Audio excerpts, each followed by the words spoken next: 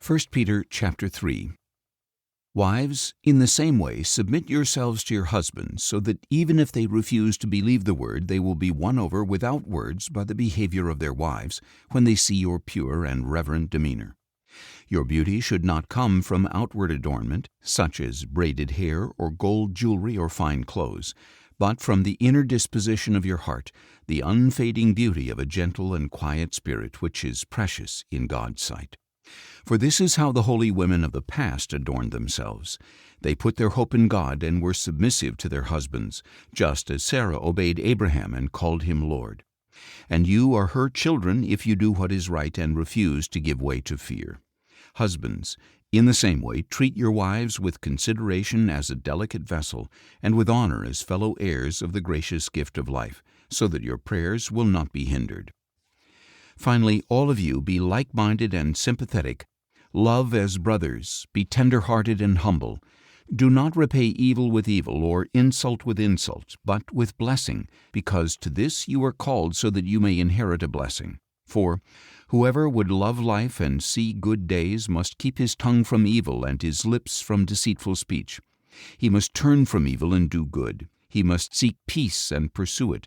For the eyes of the Lord are on the righteous, and his ears are inclined to their prayer. But the face of the Lord is against those who do evil. Who can harm you if you are zealous for what is good? But even if you should suffer for what is right, you are blessed. Do not fear what they fear. Do not be shaken. But in your hearts sanctify Christ as Lord. Always be prepared to give a defense to everyone who asks you the reason for the hope that is in you, but respond with gentleness and respect, keeping a clear conscience, so that those who slander you may be put to shame by your good behavior in Christ. For it is better, if it is God's will, to suffer for doing good than for doing evil. For Christ also suffered for sins once for all, the righteous for the unrighteous, to bring you to God. He was put to death in the body, but made alive in the Spirit, in whom he also went and preached to the spirits in prison, who disobeyed long ago when God waited patiently in the days of Noah while the ark was being built.